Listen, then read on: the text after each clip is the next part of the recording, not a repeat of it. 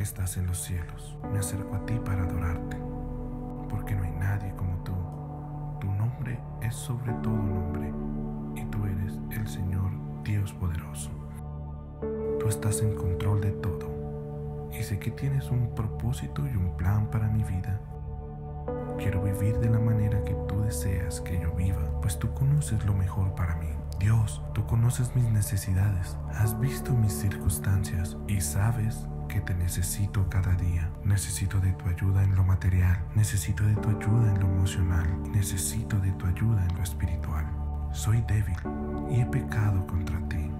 He hecho cosas que no debería haber hecho y no he hecho las cosas que sabía que tenía que hacer. Perdóname, he estado equivocado y necesito tu perdón. Límpiame de mi maldad y permíteme comenzar de nuevo, al igual que yo debo perdonar al que me ha ofendido. Dios, si no fuera por ti, viviría en pecado, pues soy débil, pues el pecado destruye mi vida. Sálvame de mí mismo y sálvame de lo que me causa daño. Protégeme, porque solo tú tienes el poder para salvar. Porque tuyo es el reino, y el poder y la gloria, por siempre y para siempre. Amén.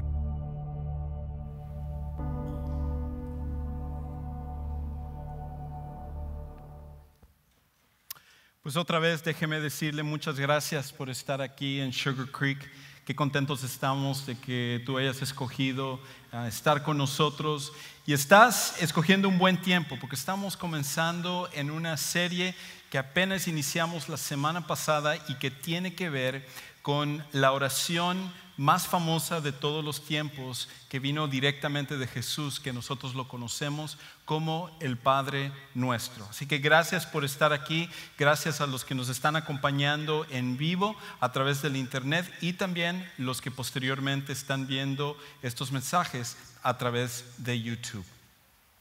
Pues la semana pasada comenzamos hablando acerca de que la oración del Padre Nuestro surgió por una inquietud entre los discípulos, en el cual, a pesar de que ellos vivían en una cultura saturada de la oración, que ellos estaban acostumbrados a practicarlo como una disciplina, que era algo muy familiar para ellos, cuando ellos vieron a Jesús orar, ellos se maravillaron de que Él lo hacía de una forma súper diferente.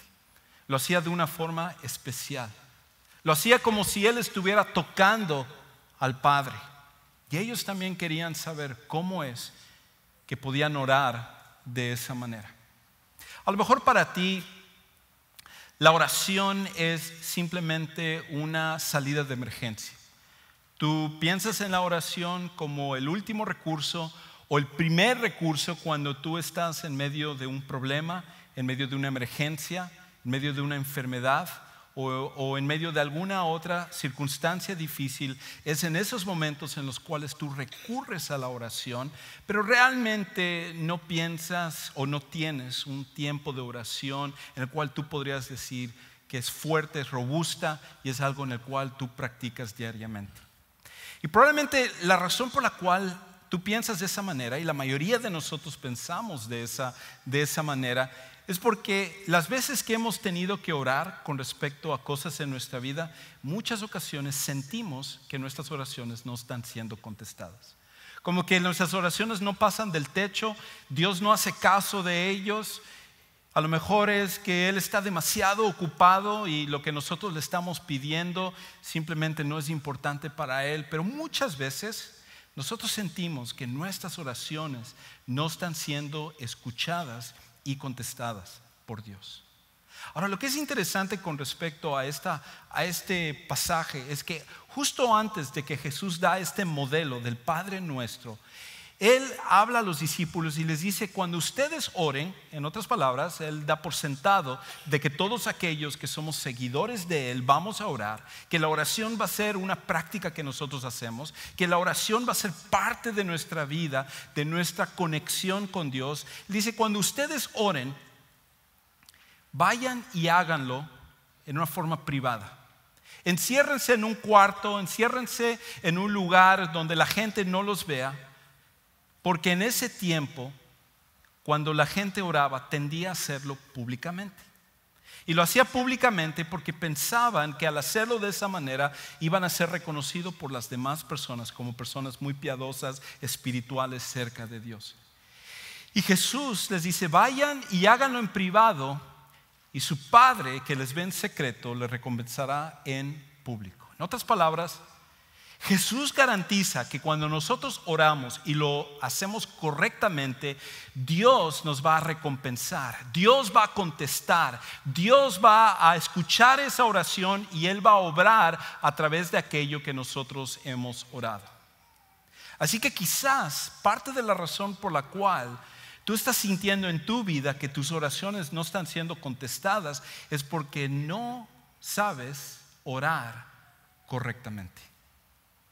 Y por esa razón estamos en medio de esta serie, para poder ver lo que Jesús enseña con respecto a la oración y poder empezar a aplicarlo de una forma personal con respecto a nuestras vidas. Ahora, la semana pasada hablamos acerca de esa primera parte del capítulo 6 y el versículo 9, donde comienza famosamente la oración del Padre Nuestro diciendo: Padre nuestro que estás en los cielos. Y hablábamos acerca de que la razón por la cual podemos aproximarnos a Dios, la razón por la cual podemos ir a Él, es porque Él se relaciona a nosotros como un padre a su hijo. En otras palabras, Él escoge una analogía para que nosotros podamos entender la inmensidad del amor que Él tiene para nosotros, y Él escoge ilustrarlo como un padre ama a su hijo.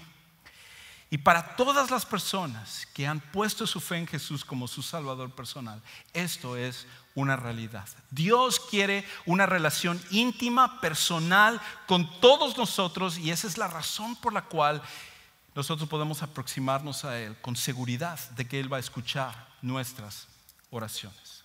Ahora, la realidad es que nosotros, cuando pasamos por situaciones difíciles, nos agobiamos porque nos enfocamos solamente en nuestros problemas. Todos nosotros, cuando pasamos por circunstancias difíciles, cuando pasamos por crisis, cuando pasamos por emergencias, cuando pasamos por muerte de un ser querido, o el doctor viene y nos anuncia que nosotros tenemos una enfermedad de forma inesperada, o de repente nos enteramos que el jefe viene y que nos dice que debido a que han recortado personal nosotros perdemos el trabajo. Ocasión tras ocasión nosotros estamos en circunstancias y en problemas súper difíciles, y a pesar de que aquellos de nosotros que somos seguidores de Cristo creemos en Dios, muchas veces nosotros nos agobiamos, nos sentimos con temor, nos sentimos con frustración, nos sentimos impotentes, y en vez de sentirnos confiados en lo que Dios puede hacer, más que nada nos sentimos con mucho temor. Y la razón por la cual nos sentimos con este agobio, nos sentimos con este temor, es porque nosotros tendemos a enfocarnos sobre nuestros problemas cuando los problemas vienen. Ahora, esto es sin querer minimizar los problemas que nosotros tenemos. Porque cuando tú pasas por un problema, ese problema seguramente es algo difícil que estás pasando. O sea, es fácil decirle a una persona que le acaban de anunciar que tiene cáncer, o una persona que acaba de morir su cónyuge de muchos años, o una persona que su hijo o su hija está en drogadicción. Decirle a esa persona: hey, no te preocupes acerca de tu problema no es tan grande, Dios es tan grande. Es bien fácil poder decirlo, pero la realidad es que cuando uno está pasando por esa situación, es a veces algunos de los momentos más difíciles que nosotros podemos pasar. Pero el problema que nosotros tenemos es la tendencia para reaccionar cuando estamos en esas situaciones. Y eso es que cuando estamos en medio del problema, el problema está tan cerca de nosotros que nos olvidamos acerca de Dios. Es como, por ejemplo, imagínate que tú estás en medio de tu problema, ¿okay? Estás en medio de la circunstancia que tú estás pasando, y de repente se presenta ese problema, ¿verdad? Y el problema es grande. Lo que tú estás pasando es algo difícil, es algo que te llena de temor, no hay manera en la cual tú vas a poder resolverlo, y tú estás preguntándote: ¿cómo voy a poder resolver este problema? Y debido a que está tan cerca de nosotros los problemas que pasamos, nos impide ver más allá de ello. Porque aunque este problema es grande, lo que nosotros no nos damos cuenta o nos olvidamos es que Dios es más grande. E imagínate de que este problema que tú tienes está frente a ti, pero el techo, todo este techo, mira hacia arriba por un momento, mira ese techo. Todo ese techo es Dios. Imagínate que este techo representara a Dios. Ahora, este problema puede ser grande, pero déjame preguntarte, ¿qué es más grande? ¿Este problema o el techo? ¿Qué es más grande? El techo, definitivamente. No es una pregunta capciosa, hay una respuesta. Y es más, si tú ves en el techo, hay un letrero que dice problema. Es más, probablemente ni lo vas a alcanzar a ver si miras hacia arriba y empiezas a buscarlo. En realidad no hay un letrero allá arriba, hubiera sido una excelente ilustración que luego lo pensé. Pero si nosotros pusiéramos este letrero allá arriba, lo más seguro es que, aunque es grande, en comparación de todo el techo, no lo alcanzaríamos a ver. Porque cuando comparamos nuestros problemas con Dios, Dios es mucho más grande que el problema. Y esto es una comparación. Dios no es solamente un poco más grande como el techo es en comparación a este letrero. Él es infinitamente más grande que cualquier problema que tú y yo podemos tener. Y por eso Jesús, cuando comienza la oración del Padre Nuestro, nos va a dar esta primera parte y Él quiere que nosotros oremos porque la oración tiene el propósito de corregir nuestro enfoque de regreso a Dios. La oración tiene el propósito de que nosotros dejemos de ver el problema que está enfrente de nosotros, que nosotros dejemos de vislumbrar este problema que está enfrente de nosotros y que quitemos nuestra mirada de esto y empecemos a enfocarnos sobre Dios, que es mucho más grande que cualquier problema que nosotros podemos tener. Y la manera en la cual eso sucede es cuando oramos. La manera en la cual corregimos y empezamos a tener el enfoque correcto es cuando quitamos los ojos de esto y empezamos a poner los ojos sobre Dios. Y eso solamente sucede cuando tú y yo oramos. Por eso la oración es tan indispensable. Por eso la oración no es simplemente una rutina, no es simplemente un buen consejo, no es algo que simplemente lo usas en los casos de emergencia. No, la oración es algo que debe ser una parte de tu vida, porque constantemente necesitamos ser corregidos en nuestro enfoque y empezar a ver a Dios en vez de nuestros problemas. Y todos nosotros tenemos esta tendencia.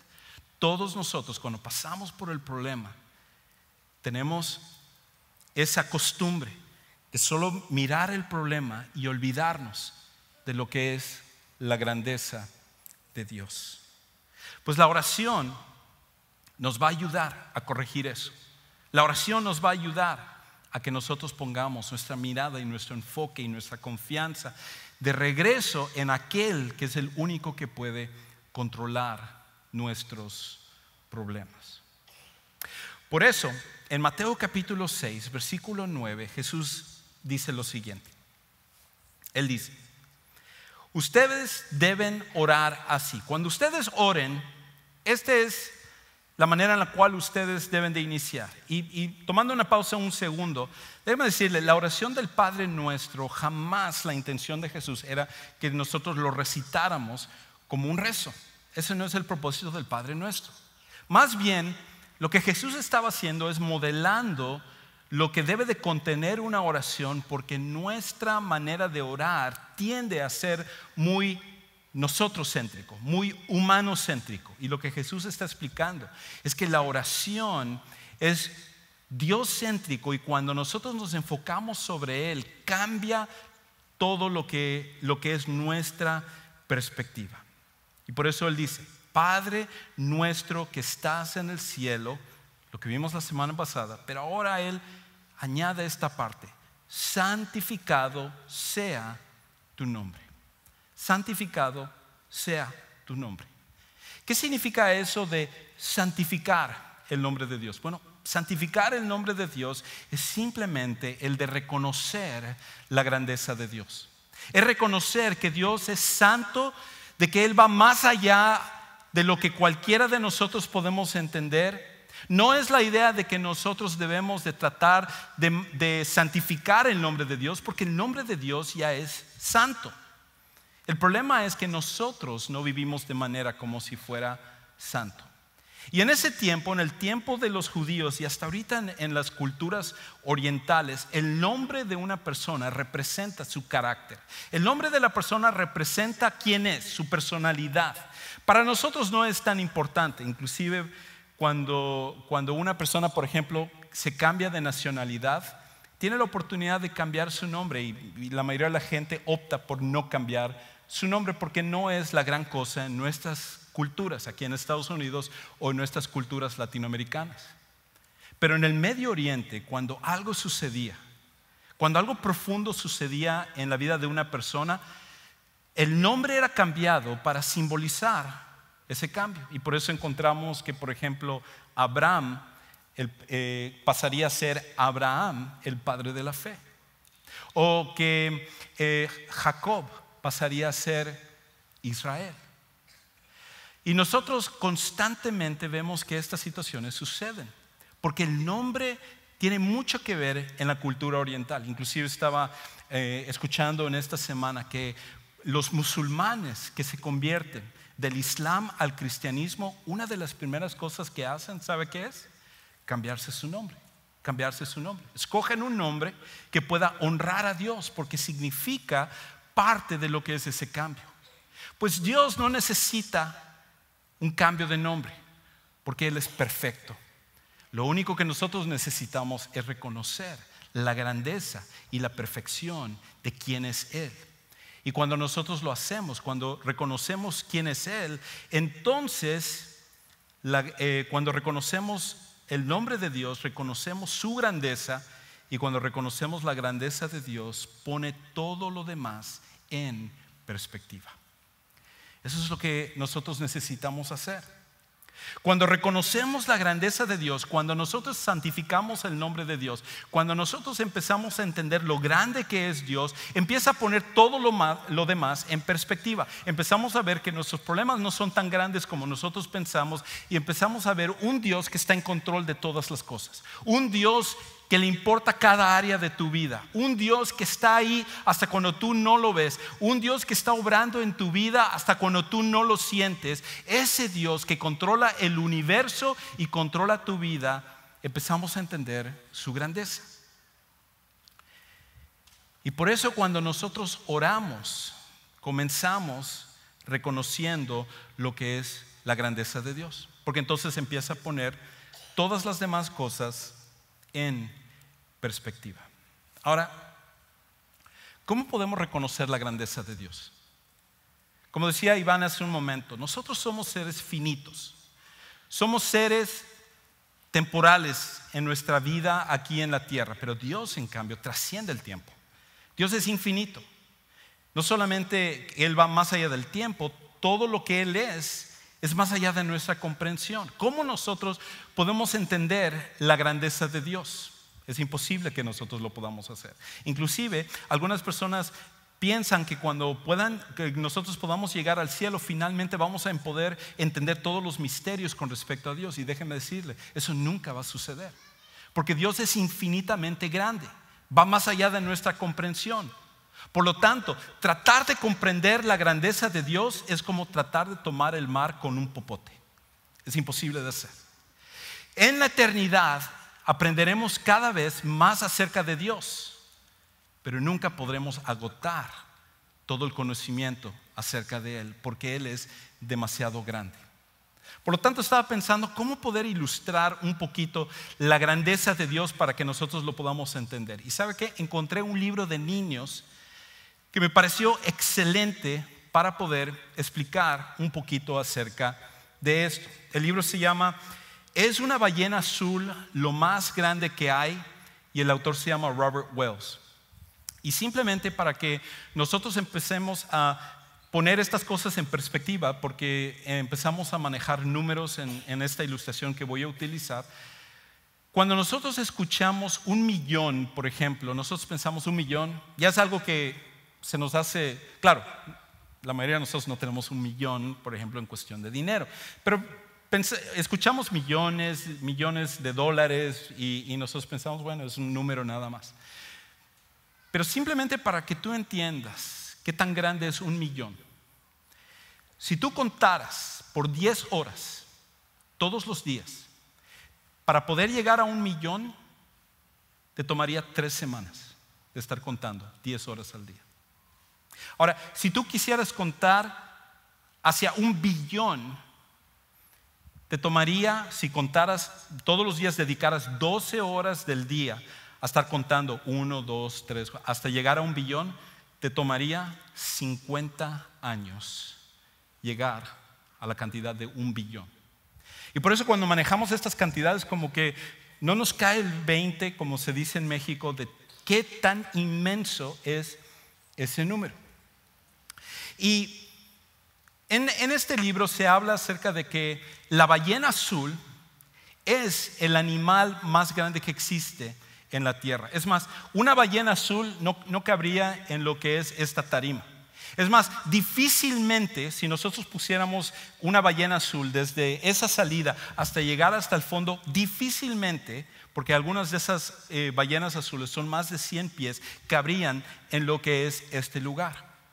Simplemente la aleta de la cola de una ballena azul es más grande que el resto de los animales que existen. Es más grande que un elefante, es más grande que un hipopótamo, es más grande que cualquier otro animal en comparación. La ballena azul es un animal inmenso, el más inmenso que existe. Pero la ballena azul, en comparación a una montaña, no es tan grande. De hecho, si nosotros tomáramos, imagínate que nosotros construyéramos un recipiente enorme donde metiéramos 100 ballenas azules.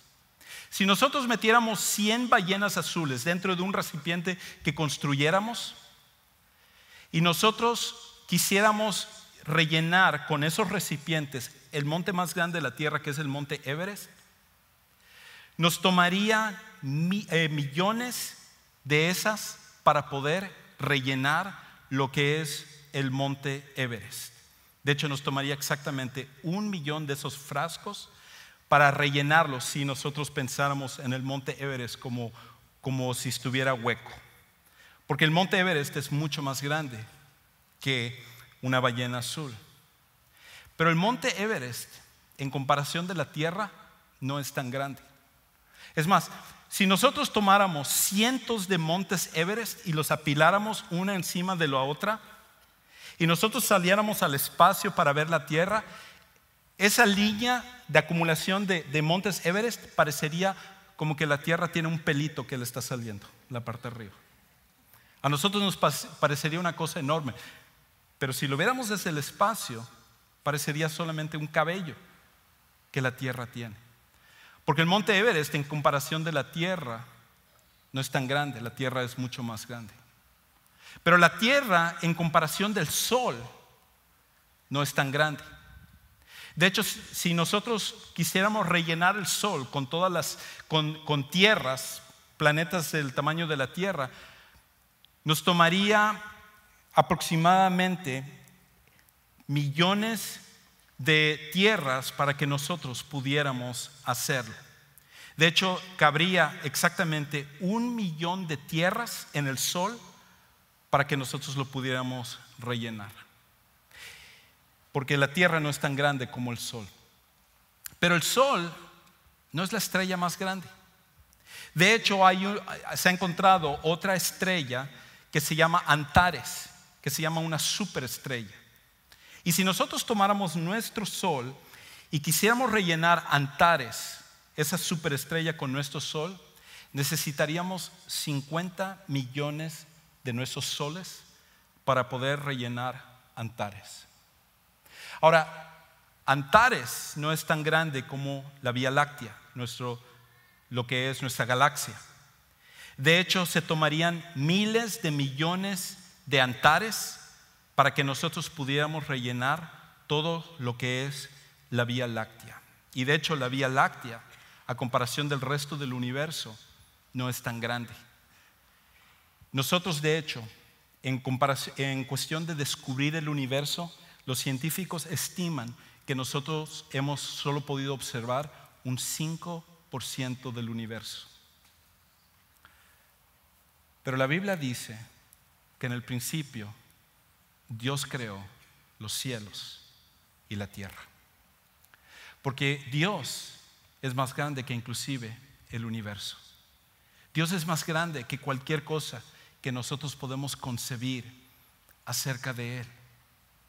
Y por esa razón, cuando nosotros tomamos el problema y empezamos a recordar quién es Dios y empezamos a recordar su grandeza, este problema ya no es tan enorme, ya no es tan monstruoso, ya no es tan grande como originalmente lo pensamos. Es un problema grande, pero para ponerlo en perspectiva tenemos que compararlo con respecto a Dios. Y cuando lo comparamos con Dios, nosotros podemos tener confianza con respecto a Él. Y por esa razón Jesús nos habla acerca de que lo primero que debemos hacer cuando oramos es santificar el nombre de Dios. En otras palabras, es entender su grandeza, es entender qué tan enorme es Dios, y entendiendo qué tan enorme es Él, pone todo lo demás en perspectiva en nuestra vida. El problema que nosotros tenemos, y en especial en nuestro tiempo, es que el nombre de Dios se toma de una forma irreverente. De hecho, se toma como una palabra casual. Una de las cosas que nosotros hacemos es que cuando usamos el nombre de Dios en vano, estamos violando lo que Dios dijo que nosotros hiciéramos en los 10 mandamientos. Interesante que el Sermón del Monte comienza con enfocarse sobre Dios, y los 10 mandamientos también comienzan con enfocarse sobre Dios. Y el tercer mandamiento es: no tomarás el nombre de Dios en vano. ¿Por qué? Cuando tú empiezas a tomar el nombre de alguien en vano, empiezas a rebajar a la persona, y tu idea con respecto a esa persona empieza a disminuir. Y creo que parte de la razón por la cual olvidamos la grandeza de Dios es porque parte de esto es que hemos tomado el nombre de Dios en vano. Y por eso es tan común que nosotros usamos frases como Dios mío para referirnos a algo cuando algo nos sorprende, porque empezamos a usar el nombre de Dios como una frase común, simplemente como una exclamación. O inclusive, famosamente, nosotros tenemos ahora en los textos y todo el OMG, oh my God, y empezamos a ponerlo en todos esos textos como si fuera una expresión casual. Pero cuando nosotros hacemos eso, lo que estamos haciendo es que en nuestra mente estamos minimizando la grandeza de Dios. Estamos quitando la santidad del nombre de Dios que Él merece. Y por esa razón tú y yo necesitamos que nuestra vida de oración nos ayude a volver a poner en perspectiva quién es Dios, porque es fácil olvidarnos acerca de su grandeza y de su santidad que trasciende todo lo que nosotros somos. Jesús quiere que nosotros oremos, porque cuando oramos es la manera como nosotros podemos nuevamente poner en perspectiva la grandeza de Dios que está en control de todo el universo. Por esa razón, en Isaías 48 dice ahí Isaías, o más bien Dios mismo: ¿con quién compararán a Dios? ¿Con qué imagen lo representarán? La respuesta es: con ninguno, con nadie. Dios es incomparable. Su santidad y su grandeza trasciende todo lo que nosotros podemos entender. Por esa razón, la primera petición al orar debería de ser que reconozcamos qué tan grande es Dios. Interesante que cuando Jesús habla acerca de la oración, Él no dice: pídele a Dios lo que necesitas para que Él te conteste, y Él te va a contestar. Creo que Él está hablando acerca de que eso va a suceder. Pero Él no dice que lo primero con lo cual te presentas delante de Dios es con tu petición. Y la realidad es que nosotros tendemos a hacer eso. Cuando oramos es: Señor, ayúdame con este examen. Señor, ayúdame con este problema que tengo en el trabajo. Señor, ayúdame con esta enfermedad. Señor, y nuestra petición, lo que nosotros queremos es la tendencia o lo primero que nosotros tendemos a orar. Y nos saltamos toda la parte de santificar el nombre de Dios y de reconocer su grandeza. Y por eso cuando terminamos de orar, lo que sucede es que empezamos a dudar si realmente Dios ha contestado nuestra oración, porque nos hemos olvidado de qué tan grande es Dios. Y esta parte es con la que Jesús comienza, porque cuando hacemos eso, pone todo lo demás en perspectiva. Cuando nosotros oramos de esa manera, empezamos a entender qué tan grande es Dios. Este pasado viernes nuestra iglesia organizó un evento para poder orar en contra del tráfico humano que está sucediendo. ¿Sabe? Hay aproximadamente 32 millones de personas en todo el mundo que están siendo esclavizados dentro del tráfico humano. Y la ciudad de Houston es la peor ciudad en cuanto a esclavizar a seres humanos. Imagínense tener esclavos en nuestros tiempos. La ciudad de Houston es la peor ciudad en todo Estados Unidos con respecto al problema de tráfico humano. Personas son tomadas de diferentes lugares, a veces son adolescentes que huyen de su casa y que se les toma para involucrarles a través de drogadicción y a través de diferentes personas. A veces se les raptan a esas personas y por medio de la drogadicción se les mantiene en ese lugar, y ellos se les mete a la prostitución. Y inclusive muchas personas que cruzan la frontera y que están tratando de llegar a Estados Unidos son víctimas cuando se les agarra y se les mete dentro de esta industria del tráfico humano. Y nuestra iglesia, es por eso me encanta ser parte de nuestra iglesia Sugar Creek. Nuestra iglesia ha tomado la postura de decir: no podemos nosotros simplemente reunirnos a orar, adorar y alabar el nombre de Dios cuando apenas a unas millas cerca de nosotros, aquí sobre la calle Bissonnet, una de las peores calles donde hay prostitución y donde hay esclavos hoy en día, está sucediendo. Y por esa razón nuestra iglesia tuvo un evento este viernes pasado donde las personas podían ir y orar con respecto a esto. Y la iglesia lo organizó de manera que al llegar allá teníamos nosotros personas que estaban armadas y que eran como nuestra seguridad, nuestro equipo de seguridad. Y se juntaban los equipos y la idea era caminar toda la calle de la Bissonnet, prácticamente desde la 59 hasta la 8, y todo ese segmento de la calle donde sucede una gran red de prostitución y de esclavizar a estas muchachas. Uno podía caminarlo y estar orando y simplemente demostrar a todas estas muchachas que están metidas en la prostitución por una o por otra razón de que Dios los ama y que hay gente que les ama también. De hecho, una cosa increíble para celebrar, que comenzando ese evento, una de las muchachas, una prostituta, decidió dejar la prostitución y nuestra iglesia pudo rescatarla a ella, y ahora ella ya no es esclava acerca de todo esto. Eso es lo que sucedió el viernes. Increíble. Más todas las semillas que quedaron en todas las muchachas que estaban allá. Pero hubo una parte en la cual, cuando mi esposa y yo estábamos caminando con nuestro grupo, estamos yendo a la segunda estación y de repente nos llamaron para hacer otra cosa, y nuestro grupo se siguió adelantando con uno de seguridad enfrente y con uno de seguridad atrás. Y ya eran como 11:15 de la noche.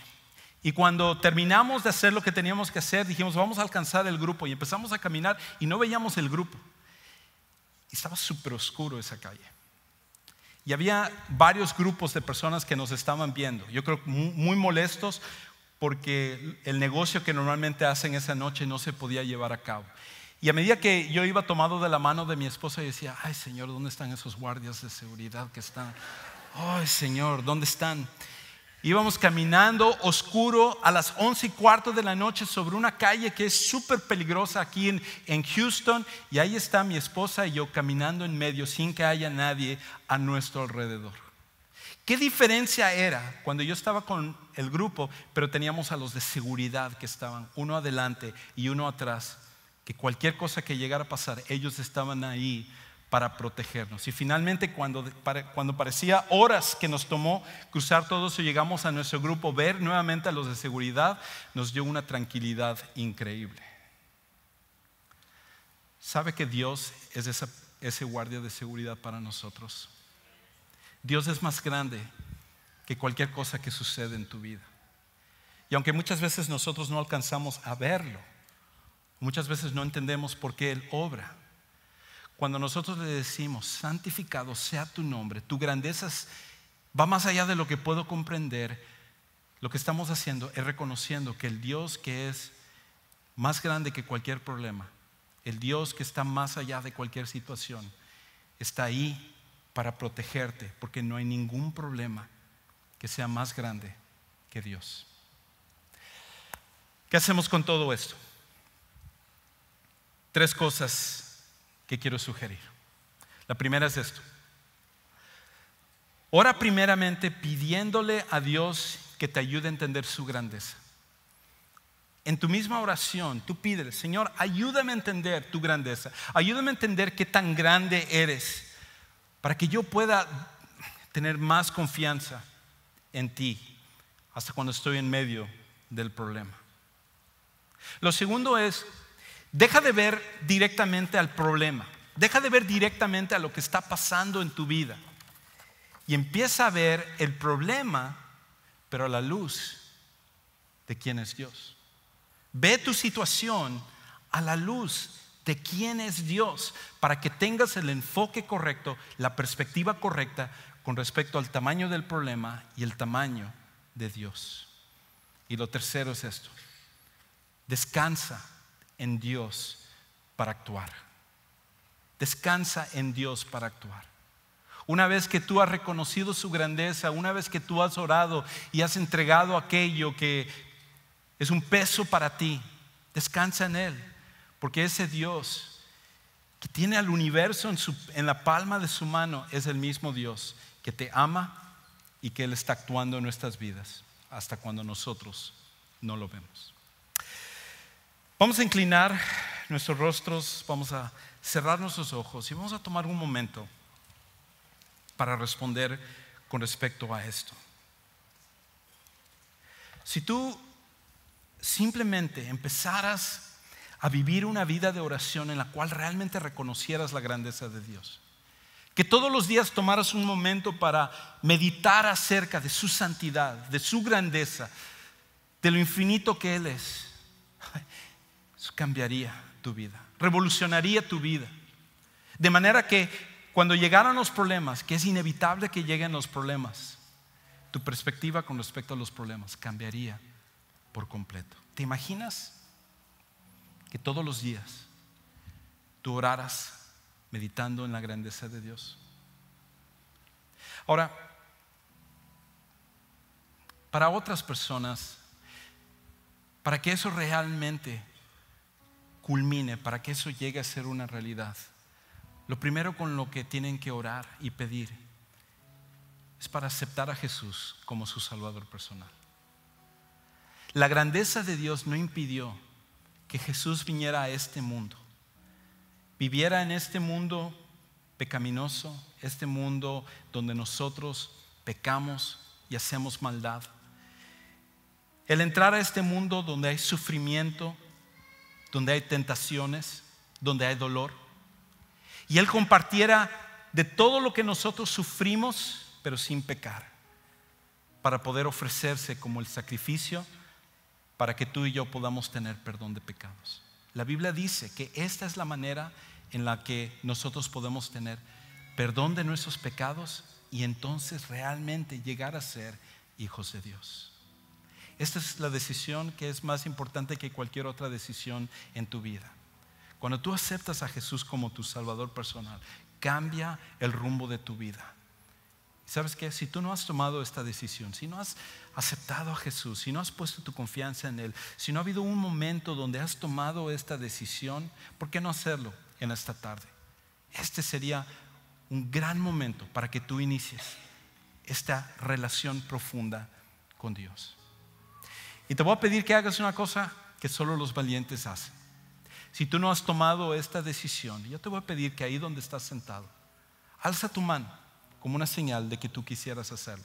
Y sabes una cosa, nosotros queremos orar contigo. De hecho, yo personalmente quiero orar contigo. Si tú deseas tomar esta decisión, si tú quieres hacerlo, ahí donde estás sentado, alza tu mano y inicia lo que es este camino de conocer a Dios de una forma mucho más profunda a través de su Hijo Jesús. Ven y toma esta decisión. Si Dios está obrando en tu vida, ¿por qué resistirse? Ven ahora. Este es el momento en el cual tú puedes conocer a Dios de una forma más personal. Pues entonces vamos a hacer una oración. Padre, te damos gracias por tu grandeza. Te damos gracias porque tú vas más allá de lo que nosotros podemos concebir. Pero lo único que podemos hacer es tratar de entender la grandeza de este universo y nos ayuda a poner en perspectiva lo grande que tú eres. Permite que eso sea lo que nosotros hagamos cuando estamos en la emergencia, en la crisis, en el problema, y podamos entender lo grande que tú eres. Te amamos, te alabamos y te damos gracias por todo esto, y lo hacemos en el nombre de Cristo Jesús. Amén.